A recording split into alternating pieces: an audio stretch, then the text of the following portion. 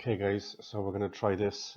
This is the nGaedheal chapter 1922 to 32. I'm going to do this in a few sections, starting off with past exam questions today and also introductory kind of background material to the foundation of this government. This is the first proper government of the Irish Free State. So looking at past questions from previous years, 2017, there's a question that very much flips over with Fianna Fáil chapter, which is the next chapter. During the period 22 to 39, who achieved more in Anglo-Irish relations, Cosgrave or De Valera? Argue your case referring to both. You must refer to both. And again, that would involve a study of the Fianna Fáil chapter next. Okay, 2016. Now this is a question I certainly would keep an eye out for 2020. How well did Irish governments cope with the social and economic problems they faced between 23 and 45? Again, that would be an involvement of both nGaedheal economic policy, Fianna Fáil economic policy, but also drifting into World War II as well and the wartime economy. And we'll get to that in 3 handouts time. Nothing for 2014 and 2015 as this section was the documents question. But 2013, again, you have a question in relation to the economy. During the period 22 to 39, how successful were Irish governments in responding to the economic challenges they faced? Again, that would involve both nGaedheal economic policy, such as agriculture, industry, tariff protection, going into Fianna Fáil, agriculture, industry, tariff protection.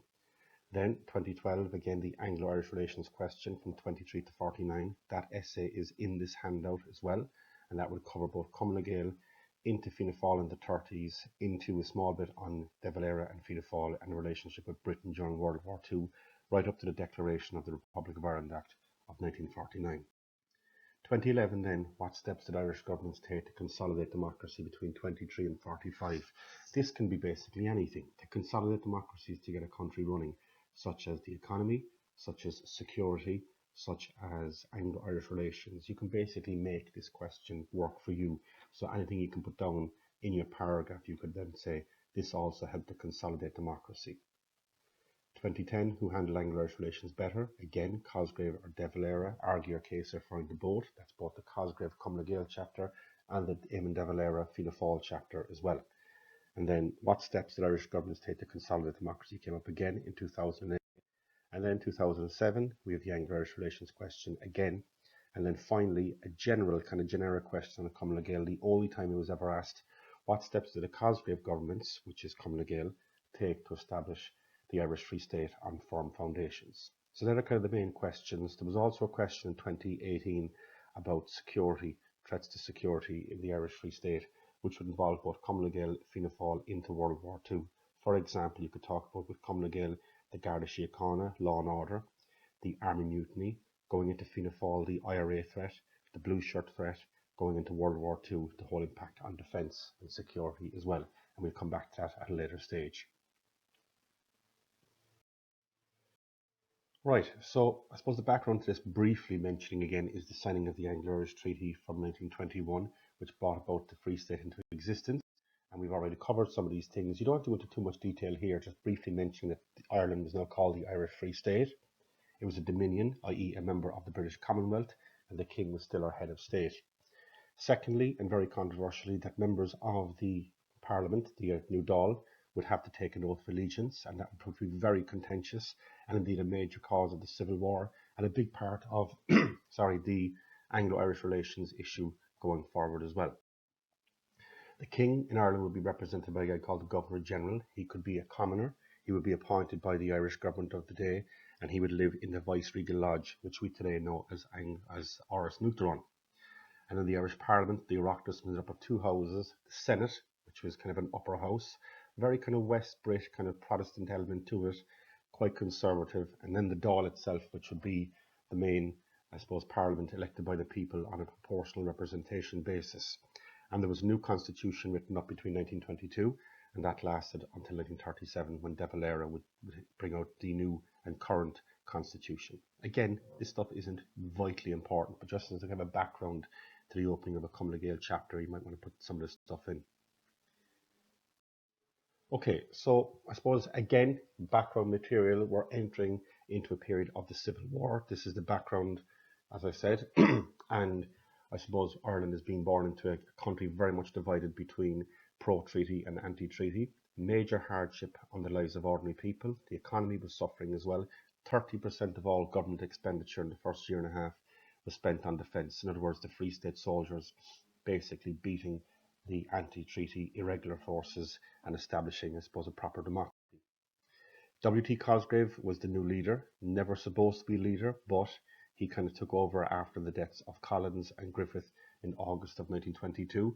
And unlike other countries that was very kind of, left-wing, right-wing kind of politics, which involved, strands of fascism, the communism, Ireland was quite unique in that we were not very much like that. It was more of a case of pro-treaty, anti-treaty politics of the day.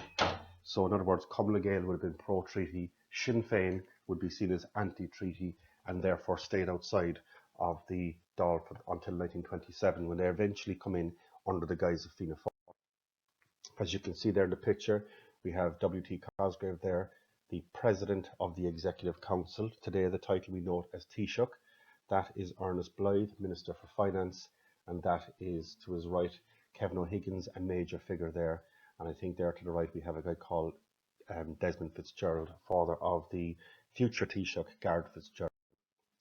So De Valera and Sinn Féin remain, as I said, outside of the fray. They had 44 seats in that election, but they decided not to take their position in the Irish Dáil because they didn't recognise it, and they refused to take the oath of allegiance. So the Civil War eventually comes to an end in May of 1923, and yet there was still violence resuming for many years afterwards with various different attacks on people, such as Kevin O'Higgins, who was assassinated in 1927. And yet, Cumann Gael, a very conservative party in many respects, once called the most conservative revolutionaries in Europe, in that they had achieved an overthrow of power with getting the British out. Yet it's very much a conservative government, and that word kind of dominates all aspects of their leadership. W.T. Cosgrave is the key figure here. You could get an essay, for example, write about one or more of the following: Padraig Pearse, Arthur Griffith, W.T. Cosgrave. If you saw that, you could basically do the entire Cumann Gael chapter on that. Okay, he is the Taoiseach, or the President of the Executive Council. His son Liam Cosgrave would become Taoiseach between 1973 and 1977.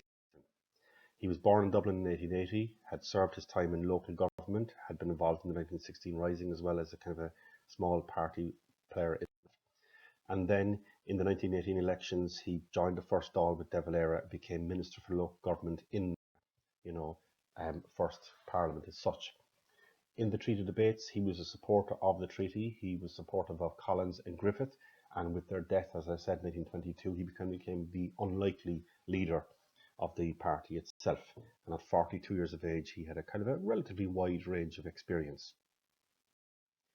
Somewhat lacking in charisma, he was very, very, as I said, a conservative man. This guy had a chapel in his own house. And yet, despite that kind of boring element to him, and however conservative he was actually a very good first proper Taoiseach, in that he essentially brings about stability, peace and democracy. And that's perhaps the greatest achievement of this Cumann Gael government, as you can see. Again, other members, including their own MacNeil, and making his way to the Dáil in 1922. So let's now get on to the tasks or the challenges. That was all the background material to it. We're just going to start with a few of them here today. These could be paragraphs, or you could amalgamate some of them into a paragraph depending on what the essay is. If you've got a general question on Cumann Gael, for example, you could do, a bit on how they established the institutions of the Free State for a paragraph. You could talk about law and order as just the foundation of the Gardaí, or bring in the army mutiny with it. The assassination of Higgins, not too important, but we'll just mention it as a footnote to this in the end of this first section. So what does this mean? Basically, just because we got new independence from Britain, albeit a 26 county free state, it didn't mean that all of a sudden we were kind of a completely new country overnight. The system under the British rule, i.e. the civil service, had worked quite well. And it wasn't a case of sacking everybody and then getting in brand new people. It was very much a case of, as you were continuing on, keeping the British system and adopting the same strategy, basically. For example, the civil service had been there for a long time. Some very, very senior and very, very good civil servants were happy to kind of continue on now under the banner of the Irish Free State. So really, like things like letterheads changed from having a crown on it to now having a harp on it. Post boxes were no longer red, they were green. But that was literally it. The other ways of operating continued on as normal. Civil servants kept their jobs, they kept their pensions, they kept working, and there was no major unrest in that respect. And the British system had worked well. Senior civil servants included C.J. Gregg and J.J. McGilligan, who for some reason is a key personality, has never come up in any question, by the way, but they were very experienced and they kind of helped Cosgrave and Blythe and other ministers in the kind of runnings of government as they were taking over. So the Irish government then set up a new act called the Ministries and Secretaries Act of 1924. Again, put something like that down in an essay and it's going to get you a few extra marks. And they essentially set up the various different government departments with ministers appointed each one. Now, in a nGaedheal essay, you really would need to kind of, mention some of the key players, including William Cosgrave, who was the president of the Executive Council, i.e. Taoiseach. Ernest Blythe was Minister for Finance, definitely important. You've also had Patrick Hogan, who was Minister for Agriculture, well, Fisheries, Lands and Agriculture, but we'll be talking about him later on. Joe McGrath was Industry and Commerce for a year, okay. Then we have Owen MacNeill in Education, Richard Mulcahy in Health and Defence, Desmond Fitzgerald in External Affairs, today we call it Foreign Affairs, and Kevin O'Higgins, Minister for Home Affairs. Today we would call that Minister for Justice. And Kevin O'Higgins was a major player in relation to the nGaedheal government in the first 5 years. Local government and health, again, had pretty much remained the same. It had worked well under the British system. In education, the Department of Education was set up under the Intermediate Education Act, and state exams such as the Group Cert, which was like the old junior cycle. It was then be called the Intermediate Cert, and later on we would see the Leaving Cert sometime in the 1930s. But overall, little radical upheaval, and that's the key point in this paragraph. Should you do a paragraph on this? The system that had existed prior to independence worked, and that the Free State government under Cosgrave and nGaedheal essentially don't change. And that reflects the tone of the following decade in many respects under the Cosgrave government, a conservative, as you were kind of leadership. Okay, so now another paragraph you could talk about is law and order. There was a question in 2018 about security. This would be, for example, your second paragraph. You could talk about nGaedheal coming in here and having to establish law and order at a time when civil war was running rife across the country itself. The key player in this is Kevin O'Higgins as Minister for Home Affairs or Minister for Justice, and nGaedheal, which today is called Fine Gael, will very much pride itself on being the party of law and order and dealing with threats to the state, such as Republicans, anti-treaty irregulars, etc. A key part in this was the setting up of the Garda Síochána in 1922, the Civic Guards. They were led initially by Eoin Duffy, a guy we'll meet later on with his role in the Blue Shirts, and they took the very distinct decision to be an unarmed force. Unlike their predecessors, the Royal Irish Constabulary, the Gardaí remained an unarmed force, and that was very much kind of setting the example for the rest of the country, I suppose trying to take the gun out of Irish politics. The Guards had to deal with various different problems, such as land disputes between farmers, labour issues, intimidation against people. The whole issue of alcohol, antisocial behaviour was there as well. They were quite strict when it came to alcohol. The Intoxicating Liquor Act of 1924 outlawed the production of poaching, also reduced the public houses, i.e. pubs, opening hours and stuff like that. Drinking out in the street in public was also banned. Some 12,000 prosecutions took place as a result.